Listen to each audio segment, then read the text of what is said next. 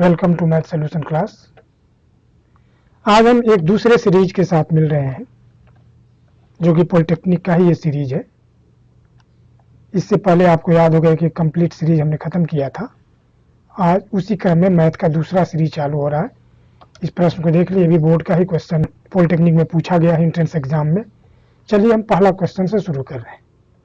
पहला क्वेश्चन हमारा है, एक घनाभ का आयतन x³ - 7x + 6 हो तो घनाभ की सबसे लंबी भुजा क्या होगी। देखिए, आप ऑप्शन देखिए, x + 3, x - 1, x - 2। तो ध्यान दीजिए, ये जब पक्षांतर करेंगे तो हो जाएगा ना x = -3। ये नहीं होगा, सबसे लंबी नहीं होगा। ये हो जाएगा x = 1 और ये हो जाएगा x = 2। यानी इन तीनों में सबसे बड़ी यही दिखाई दे रही। अब हम देखेंगे कि क्या इससे ये पूरा कट जा रहा है, 0 आ जा रहा है, तो इसी को भर लीजिए। सीधे x = 2 को भरेंगे, बाकी को नहीं भरेंगे। तो 2 पर क्यूब -7 2 + 6 8 -14 + 6 बराबर 14 हो जा रहा है, -14 = 0। यानी ये हमारा सही हो गया। ज़्यादा इसमें बनाने की कोई जरूरत नहीं। इस पर भी निकालेंगे तो 0 आएगा, ठीक है, लेकिन मसला ये कि यहाँ पर माइनस मारा है। प्रश्न में हमारा उठ रहा कि माइनस में, तो कभी भी भुजा की लंबाई माइनस में नहीं हो सकती। दूसरा क्वेश्चन हम शुरू करें। दूसरा समीकरण दे रहा है, यदि द्विघात समीकरण के मूल 4 + √7/2 और 4 - √7/2 है तो समीकरण होगी। तो समीकरण का सूत्र होता है, द्विघात समीकरण में आप लोग जानते होंगे, x² - अल्फा + बीटा यानी मूलों का योग प्लस मूलों का गुणनफल = 0। इसी पर हम भरेंगे। इसको हम अल्फा मान लेते हैं और इसको हम बीटा मान लेते हैं। तो चलिए, x² - मूलों का योग 4 + √7/2 प्लस 4 - √7/2 x प्लस मूलों का गुणनफल यानी 4 + √7/2 इंटू 4 - √7/2 = 0। x², अब यहाँ देखिए दोनों का एलसीएम 2 होगा, 7 से √7 कट जाएगा, -4 4 8 8/2 x plus a + b - b, ये फार्मूला है, a² माइनस b² अपान 2 दूना 4 = 0। काट दीजिए, x² - 4x प्लस, अब यहाँ दीजिए 16 में से 7 स्क्वायर है, स्क्वायर से कांडी हट जाएगा, 7 16 में 7 गया 9/4 = 0। चूंकि हर नहीं चाहिए, क्रॉस मल्टीप्लाई कर दीजिए तो हो जाएगा 4x² - 16x + 9 = 0। देखिए कौन सही है, सी नंबर हमारा सही है। आगे देखिए, दो समांतर रेखाओं के बीच की समांतर रेखा 3x + 4y - 6 और 6x + 8y + 7 = 0, तो बीच की दूरी। तो समांतर रेखा तब होती है जब a1 बराबर हो a2 के, b1 बराबर हो b2 के, तो ये समांतर रेखा होती है। यहां पर देखिए बराबर नहीं है, और C1 का फार्मूला होता है C1 बराबर नहीं है C2 के, ये भी बराबर नहीं है। तो हम क्या करेंगे, पहला समीकरण आप देख रहे हैं 3 दूना 6 4 दूना 8, पहला समीकरण में हम जो है इसमें सीधे 2 से गुणा कर देंगे, तो हो जाएगा 6x + 8y - 6 = 0, और दूसरा हो गया 6x + 8y + 7 = 0। तो दूरी का सूत्र होता है mod C1 minus C2 upon under root, ये चूंकि दोनों बराबर हो गया, A square plus B square. तो मॉड में ले लीजिए -16 6 minus 7 upon under root a 6 के स्क्वायर प्लस 8 के स्क्वायर। मॉड से क्या होगा, माइनस हट जाएगा, सॉरी यहाँ पर हो जाएगा 12। देखिए यहाँ गुणा पर 12 होगा,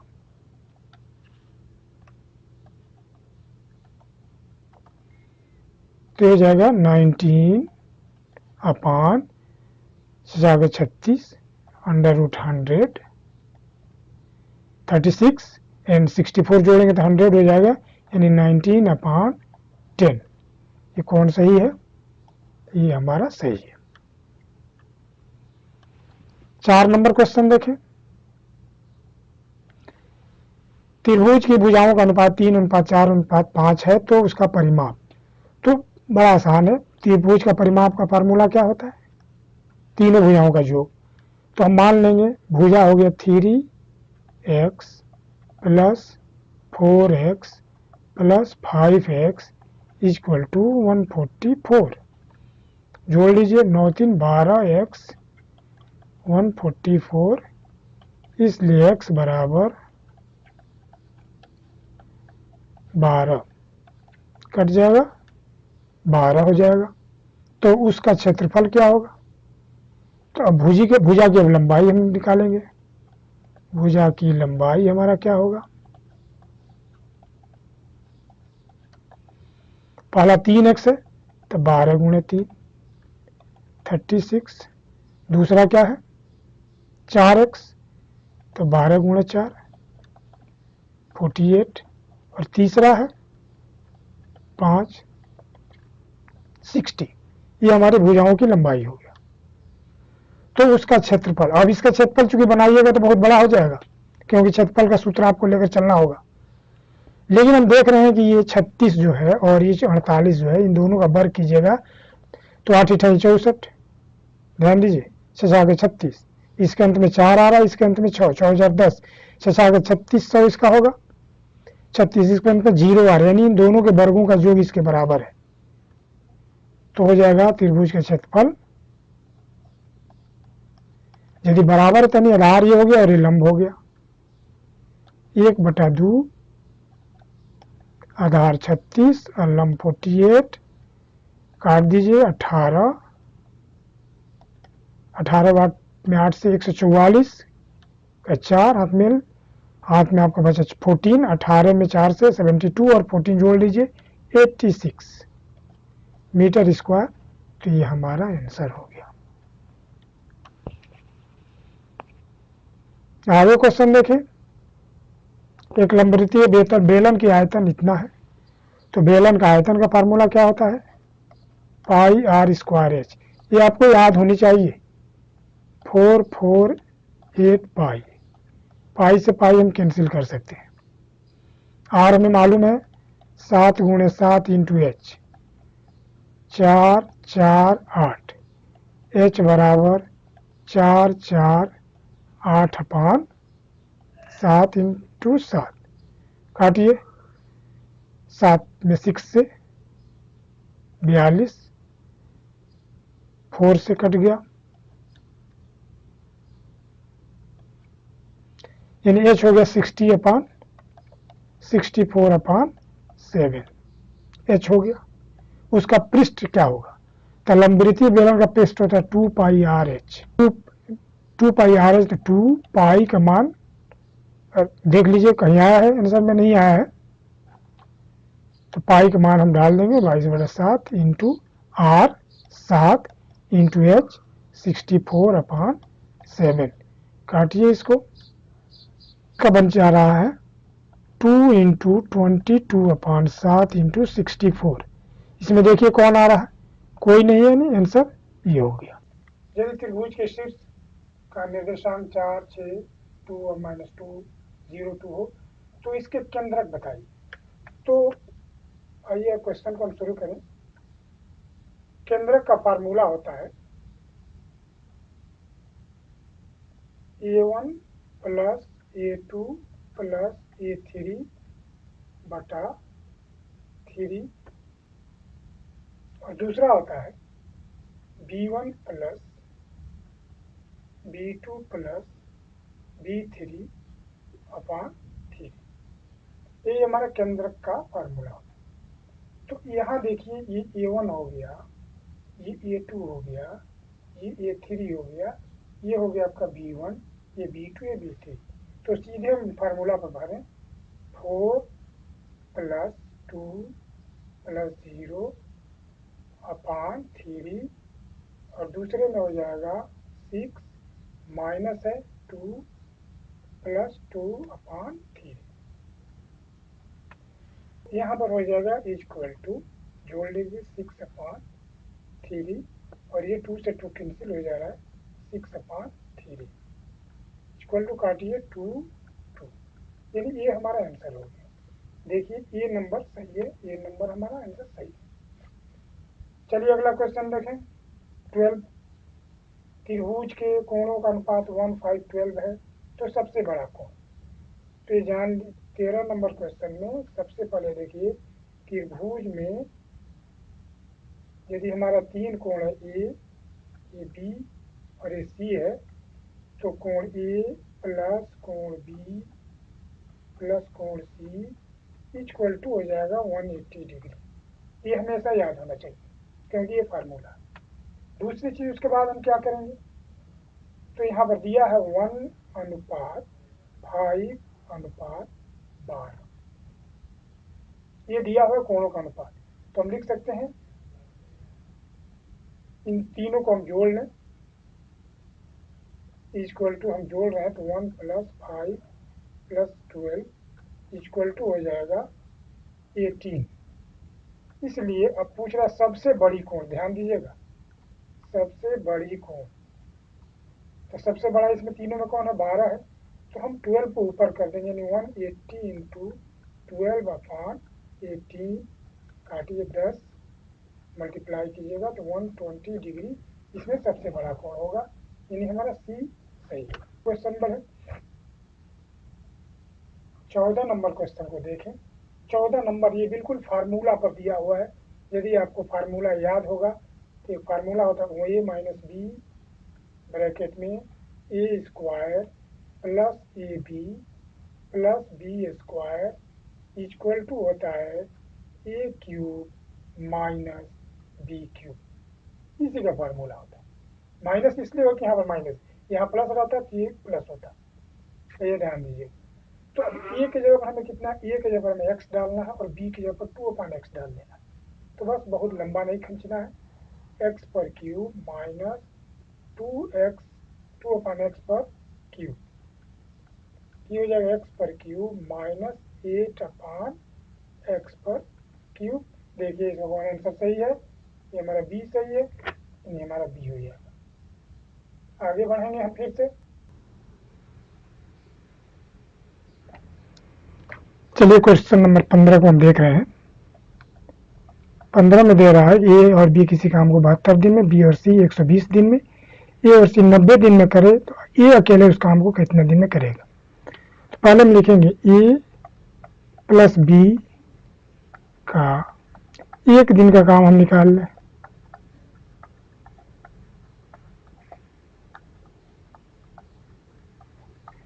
तो 1 दिन का कभी भी निकालते हैं तो कुल दिनों को हम डिवाइड कर देते हैं, यानी 1/, कुल दिन कर देते हैं, तो इतना दिन हो गया। इसी तरह से हम बी और सी का निकालेंगे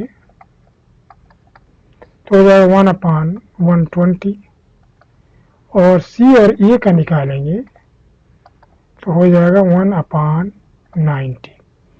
अब तीनों को हम जोड़ दें, A B plus B C plus C A C plus A is equal to 1/72 प्लस 1/120 प्लस 1/90। ये देखिए ए 2 बार है, बी भी 2 बार है, तो हम 2 कॉमन ले लेंगे तो हो जाएगा ए प्लस बी प्लस सी। इसका एलसीएम निकालिए, इसका एलसीएम देखेंगे 360 हो रहा है, डिवाइड कीजिए 5 टाइम 5 प्लस डिवाइड कीजिएगा 3 times plus 4 times.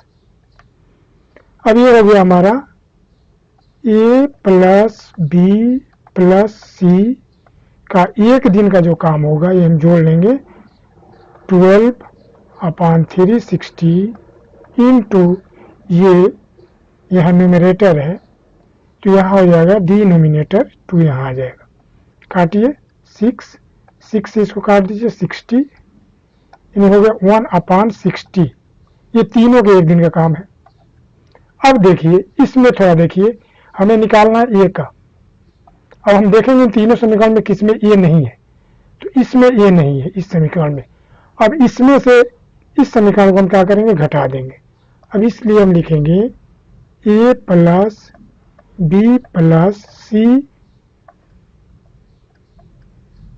Minus B plus C is equal to इसका वैल्यू 1/60 माइनस 1/120। अब ब्रैकेट खोलिए, देखिए माइनस दोनों माइनस माइनस कट जाएगा, सीधे हम ले चल रहे हैं इक्वल टू दोनों का एलसीएम हो जाएगा 120, 2 टाइम्स जाएगा 2 माइनस 1 सब्ट्रैक्ट करेंगे तो 1/20।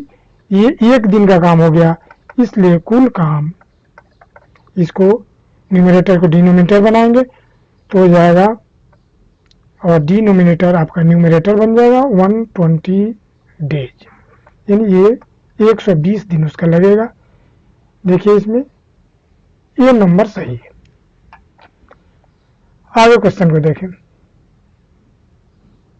आगे क्वेश्चन कह रहा है यदि बिंदु 5, 5, 10 के और -5, 1 संरेखी हो तो के का मान ज्ञात कीजिए।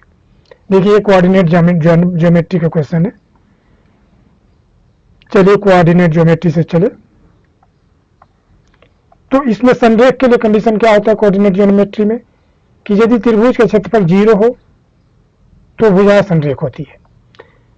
तो इसका क्षेत्रफल का सूत्र क्या होता है, एरिया ऑफ त्रिभुज, एरिया ऑफ ट्रायंगल होता है 1/2 ब्रैकेट में x1 y2 minus y3 plus x2 y3 minus y1 plus x3 y1 minus y2, यही होता है। और यदि 0 हो जाए एरिया तो संरेख हो जाता है। तो चलिए इस पर मान भरे हम। ये हो गया हमारा x1, ये हो गया y1, ये हो गया x2, ये हो गया y2, ये हो गया x3 और ये हो गया y3। हम मान भर रहे हैं 1/2 ब्रैकेट में x1 5 y2 माइनस y3 कितना दिखाई दे रहा है k माइनस 1 प्लस x2 10, फिर दे रहा formula y3 minus y3 1 minus y1 हमारे पास कितना है 5 प्लस x3 हमारा -5 है तो होगा y1 माइनस y1 हो गया 5 और y2 हो गया k, यानी 5 minus k equal to area हमारा 0 होना चाहिए। क्रॉस मल्टीप्लाई करें 0 से 0 खत्म, 1/2 में 0 से डिवाइड करेंगे या मल्टीप्लाई करेंगे तो 0 हो जाएगा। तो हमारे पास इतना बच जाएगा। अब हम ब्रैकेट को खोल रहे हैं 5k माइनस 5 प्लस ये सब्ट्रैक्ट कीजिए तो हो जाएगा -4 यानी -40 और ये माइनस में प्लस से तो -25 और ये minus plus 5k is equal to 0। अब देखें हम 5 और 5 10k हो गया माइनस ये सब माइनस में देखिए तो इसको जोड़ लेंगे 30 70 हो जाएगा इक्वल टू 0। इसलिए 10 के बराबर 70 इधर पक्षांतर हो जाएगा, इसलिए k बराबर 70/10 कैंसिल कीजिएगा 7, ये हमारा आंसर होगा। देखिए कौन सही है, डी इसमें सही है।